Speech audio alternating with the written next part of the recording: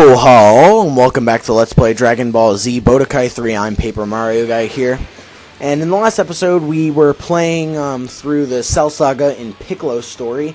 And we're going to continue that. We defeated Dr. Gero and everything. And in this episode, we are going to face a new enemy.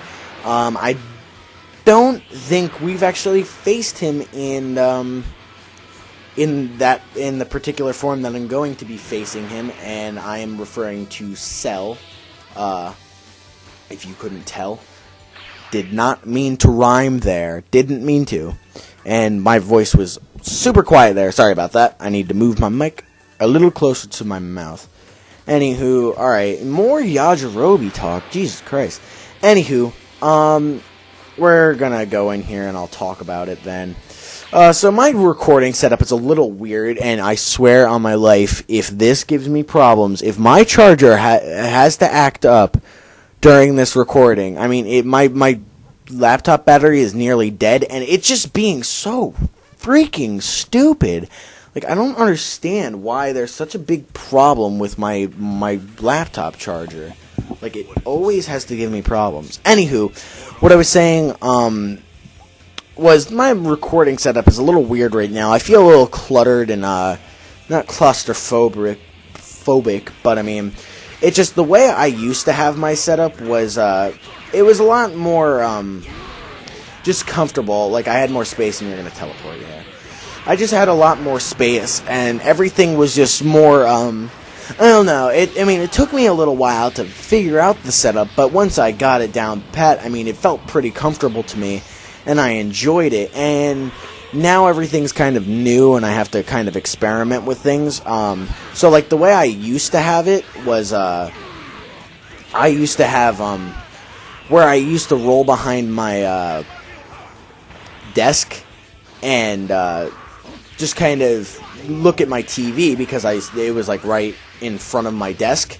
And it worked out really well, and I was able to commentate and everything with my mic being on my desk and all. And I mean, it was a really comfortable setup and everything. And now I'm kind of in a different situation because of circumstances and moving furniture around and all that jazz.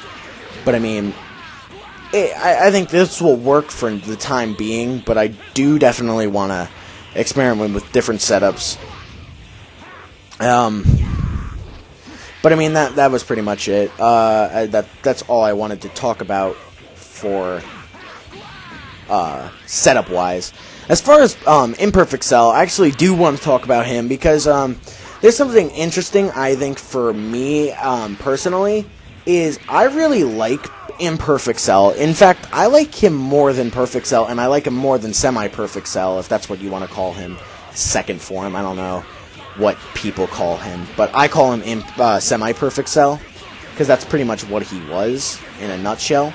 And the reason why I like Imperfect Cell better is just because I think that he's the overall best of the three. I think he has definitely the most personality between, well, maybe not the most personality, but he's more of an evil bad guy than the other two. I mean, honestly, if you listen to the dialogue and everything, Perfect Cell wasn't really that bad of a guy. He was just looking for competition and fulfilling his perfect form. And, like, he got angry really fast, and that's when he turned into a bad guy. But, I mean, honestly, he wasn't honestly that bad. He's really joking, like, he joked around a lot, and everything was just supposed to be in good sport and everything. Obviously, the sport led to him wanting to destroy the Earth, and that's never good. But I mean, I'm kind of getting off topic and all. But I mean, Imperfect Cell was really evil and devilish and sly and tricky and deceiving and all that. And that's like the qualities that you want in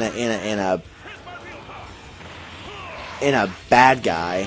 And I thought that he more accurately than the other two served that purpose. Because I mean, I don't know. I just thought he was better. I mean, Perfect Cell almost seemed like too strong, if you know what I mean. Like, he just made everybody look like chumps. And I never really liked that. I thought that, like, that was the main reason why I didn't really like Dragon Ball GT, is because everybody was just about power, and all the battles were about power. And I mean, you know, that's not all what a good fight is about. I mean, in any movie or any anime or anything, like, the best battles are the one with the most story and everything. I mean, if you look at Frieza, I mean, obviously a lot built in the Frieza saga, but I mean, there was even some backstory that really fueled, like, the anger between both parties, both Goku and Frieza. And I mean, like, that's just one of those things. I mean, it built it up really nice, and it concluded with a really epic, heartfelt battle, and there was emotion, and there was passion, and that was what made the fight as good as it was. And I didn't feel that with, like, not as much. I definitely felt it with, the Cell thing, because, I mean, with all the build-up and the androids, and it was a pretty big saga and all, but I don't know, it didn't do as much for me as some of the other battles did. Like, I liked the Vegeta versus Goku battle, both in the Majin Vegeta and in the Sand Saga. I liked the Frieza battle better. I liked when he fought Raditz better. Yeah, Cell was a flashy fight, and it was cool and all, but there was just not as much emotion or passion. And I mean, even some of the battles in DBZ don't match up really that well to some of the stuff in Dragon Ball. I mean, but I mean, just for a few examples to show you what I mean. I mean, Frieza had the Goku, or Bardock, father of Goku, that whole TV special, helping back it up, so you could see why Goku would be angry, and also kind of why Frieza would be angry that he let Goku go, and you know, comes back to bite him, and he just doesn't like the Sand Race because they, like, come up from an uprising. Broly had the thing when he was a kid, and just it like fucked with his head and everything. If you think about even the androids, I mean, that's a perfect example. The androids even had a little bit more than Cell, and definitely, like, the GT stuff. But I mean, like, the androids, if you think about it, in the core, they were created for a really personal thing that leads back all the way to Dragon Ball. I mean, they're Red Ribbon Army. You can look at what's his face's 17's band and the thing on his shirt. It's Red Ribbon. Cell is Red Ribbon. Dr. Gero. It's all Red Ribbon, and that was the, like, original bad guy of the Dragon Ball series, and Goku destroyed that. So they want revenge. They want to like have vengeance and everything, and that's a kind of deep thing. They were programmed to destroy Goku, and I think even that was a little bit more than just Cell, his sole purpose was to destroy, or well, not destroy, but absorb 17 and 18 to become the perfect fighter, the ultimate life form. And you know, that's not that creative. I mean, it's been done before, and I don't know.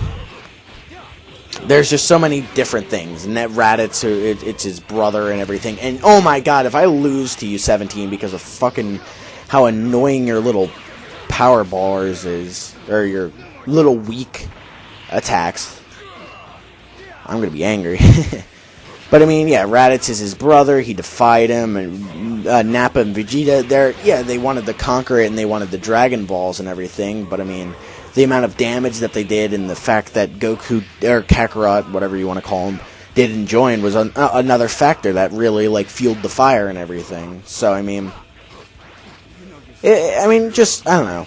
I'm going to stop ranting about Cell, but I mean, I hope you guys see where I'm coming from. I mean, if you still like Cell because it's a flashy fight and that's what you're looking for, then that's by all means fine. I'm not going to, like, berate people for that. I mean, it was good fights and everything, and one of my favorite fights of the series was Trunks versus Cell. Not because of the storytelling so much, but I mean, because it was just an awesome looking fight. But I mean, it just still didn't give me as much as when Goku fought Frieza, or even when like even Tien, when he fought Nappa, was a pretty, like, emotional fight. I mean, Chaozu just died and everything. I mean, that's pretty big stuff. And, you know, like I said, I'm going to repeat myself one last time.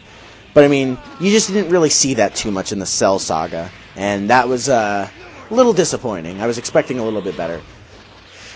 But I mean, at least it had a little bit more than GT, which really, if you look at it in its core, was I'm the strongest of the universe, and I'm going to beat you because I'm powerful. And then Goku would respond with, no, but I'm more powerful, so I'll save the universe. And then Omega Shenron's like, oh yeah, well, I'll absorb these balls and become even more powerful. And it was like that the entire series, let alone just like a couple of episodes or a saga or something.